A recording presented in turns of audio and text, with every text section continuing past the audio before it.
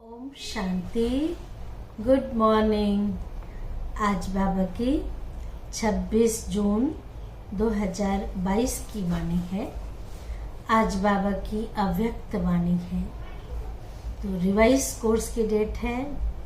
आप देखिए डेट कितनी मैचिंग की है। आज भी 26 तारीख और रिवाइज कोर्स की डेट भी 26/10/91 की है। और हेडिंग है तपस्या का प्रत्यक्ष फल खुशी। आज बाप दादा अपने सर्व तपस्वी राज बच्चों को देख रहे हैं।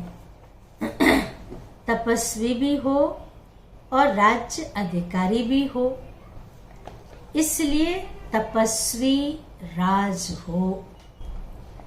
तपस्या अर्थात राज्य अधिकारी बनना। तपस्या राजा बनाती है। तो सभी राजा बने हो ना। तपस्या का बल क्या फल देता है? तपस्या का बल क्या फल देता है? अधीन से अधिकारी अर्थात राजा बना देता है। इसलिए गायन भी है कि तपस्या से राज्य पद, राज्य भाग्य प्राप्त होता है। तो भाग्य कितना श्रेष्ठ है। ऐसा भाग्य सारे कल्प में किसी को भी प्राप्त नहीं हो सकता। इतना बड़ा भाग्य है जो भाग्य विधाता को अपना बना दिया। एक एक भाग्य, एक एक भाग्य अलग मांगने की आवश्यकता नहीं है। भाग्य विधाता से सर्व भाग्य वर्षे में ले लिया है। मांगने की जरूरत नहीं है, पर भाग्य विधाता ने आपको वर्षे के रूप में दे दिया। वर्षा अर्थात आपका अधिकार है। वर्षा कभी मांगा नहीं जाता। सर्व भाग्य भाग्य विधाता ने स्वयं ही दे दिया है। तपस्या अर्थात आत्मा कहती है मैं तेरी तू मेरा। सर्व भाग्य इसको ही तपस्या कहा जाता है। इसी तपस्या के बल से भाग्य विधाता को अपना बना दिया। भाग्य विधाता बाप भी कहते हैं मैं तेरा। तो कितना श्रेष्ठ भाग्य हो गया। भाग्य के साथ साथ स्वराज्य अभी मिला है। भविष्य स्वराज्य, भविष्य विश्व का राज्य स्वराज्य का ही अधिकार है, आधार है। इसलिए तपस्वी राज हो। बाप दादा को भी अपने हर एक राज्य अधिकारी बच्चे को देख हर्ष होता है। भक्ति में अनेक जन्मों में बाप दादा के आगे क्या बोला याद है या भूल गए हो? बार बार अपने को मैं गुलाम ही बोला है। मैं गुलाम तेरा।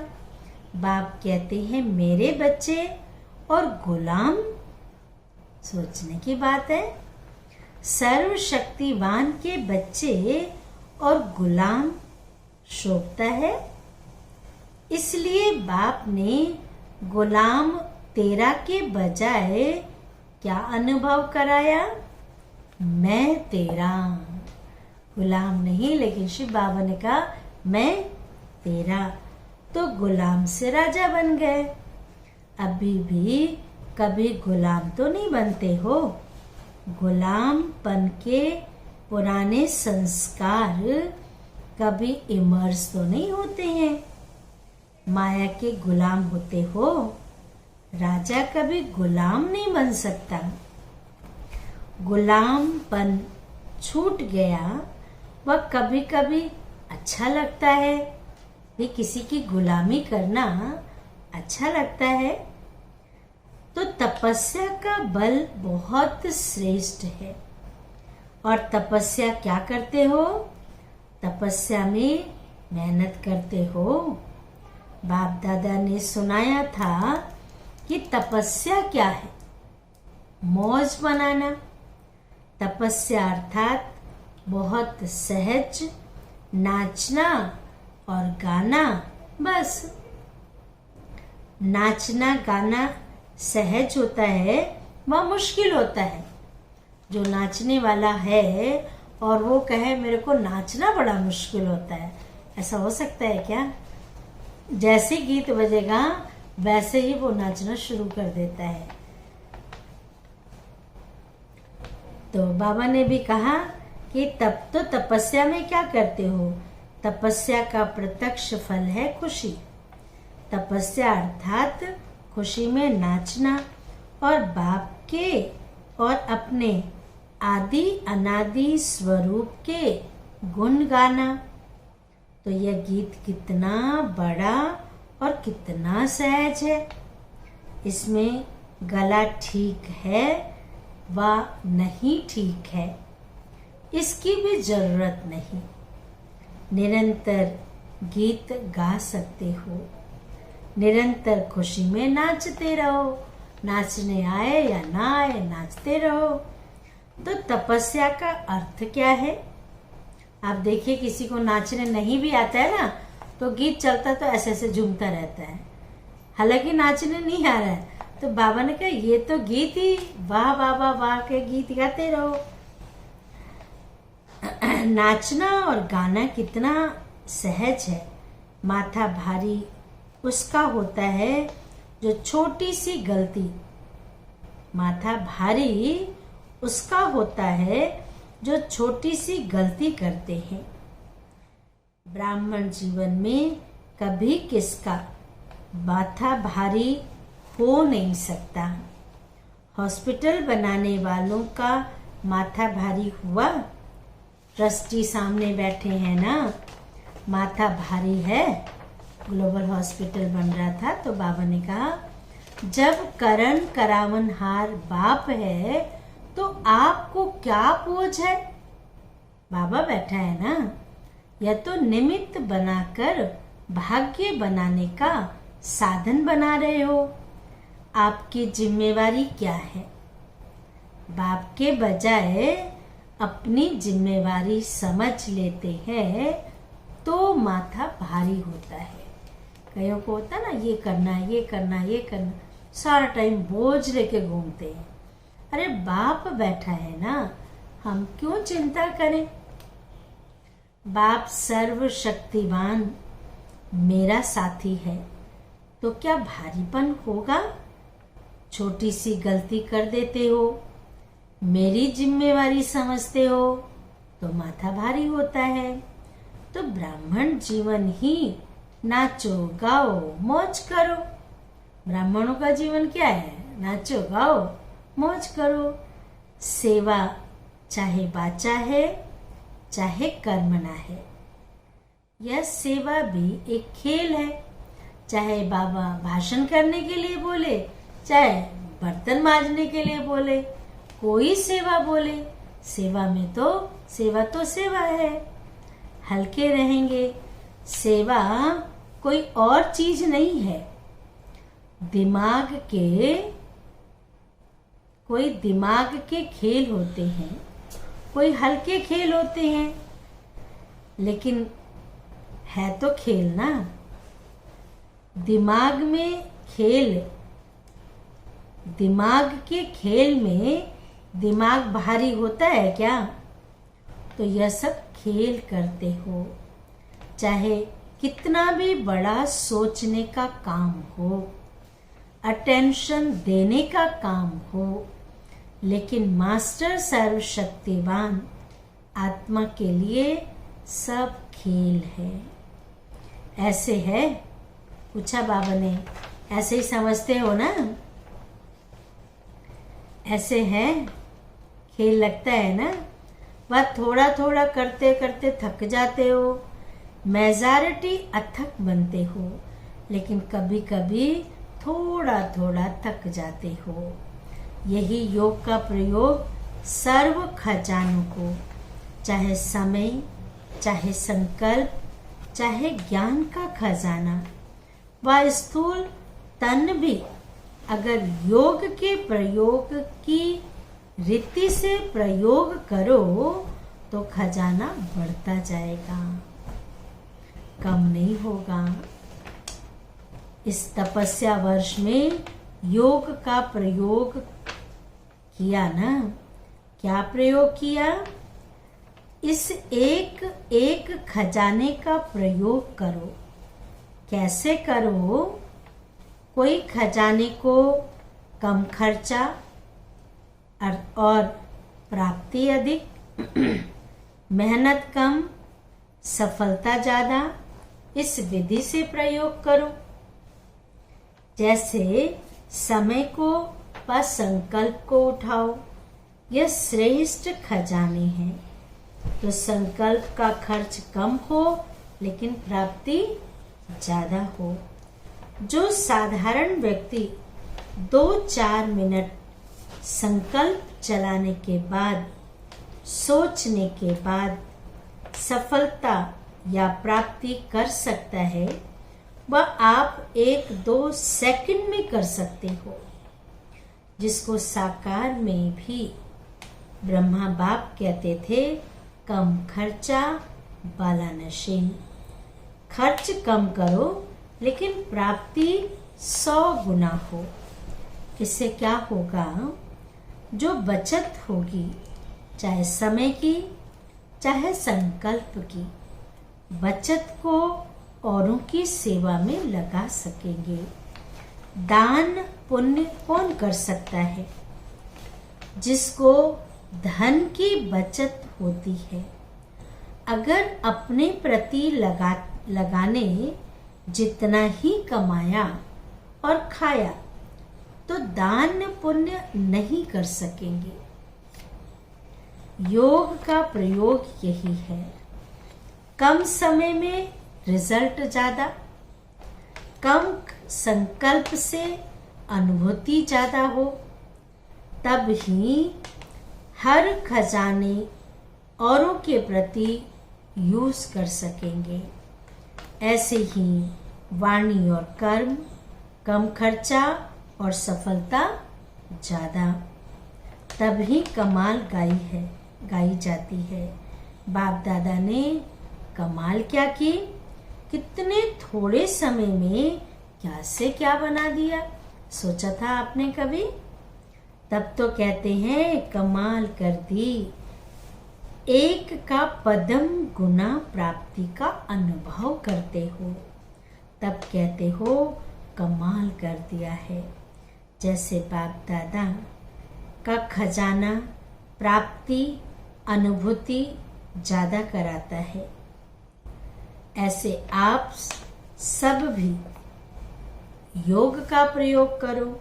सिर्फ यह गीत नहीं कि बाबा आपने कमाल कर दिया। आप उस समय नया नया गीत निकला था तो कहा बाबा ने आपने कमाल कर दिया।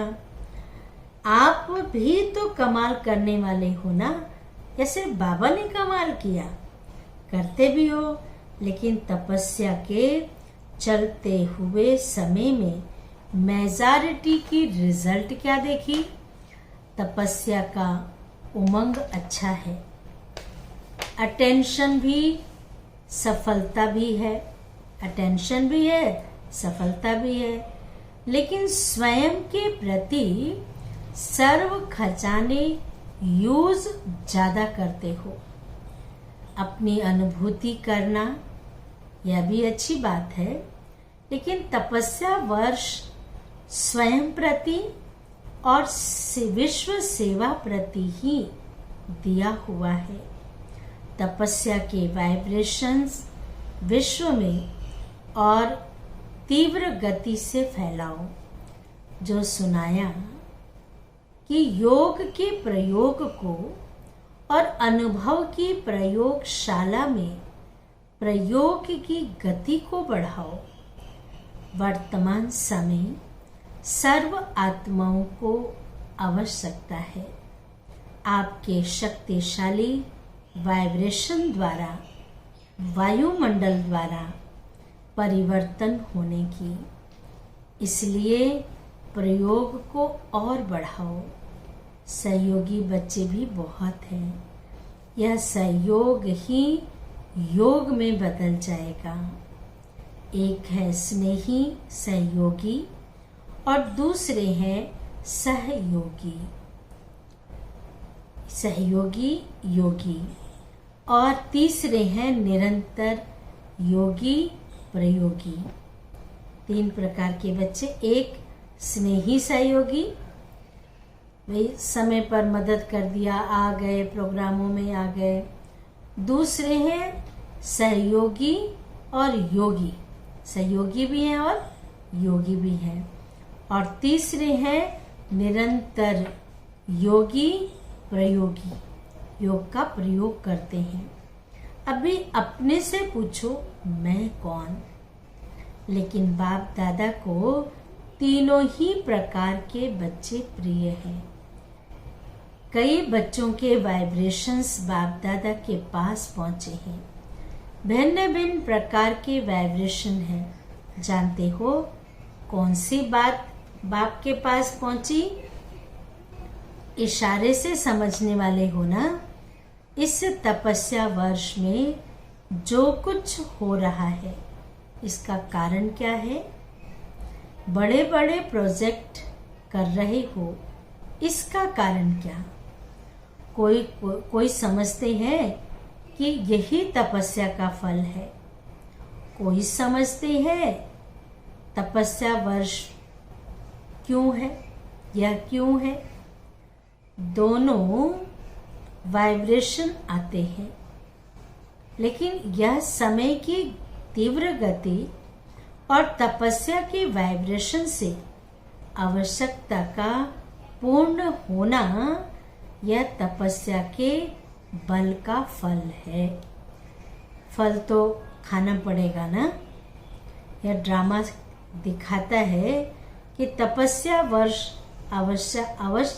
आवश्यकताओं को समय पर सहज पूर्ण कर सकती है। समझा? क्वेश्चन ही उठ सकता कि यह क्यों हो रहा है। तपस्या अर्थात सफलता, सहज अनुभूति हो। आगे चलकर असंभव कैसे सहज संभव होता है, जिसको लोग कहते असंभव है, लेकिन वो कैसे संभव होता है, यह अनुभव ज़्यादा से ज़्यादा करते रहेंगे। विघ्नों का आना यह भी ड्रामा में आदि से अंत तक नूंद है। यह विघ्न भी असंभव से संभव की अनुभूति कराते हैं और आप सभी तो अनुभवी हो गए हो, इसलिए विघ्न भी खेल लगता है।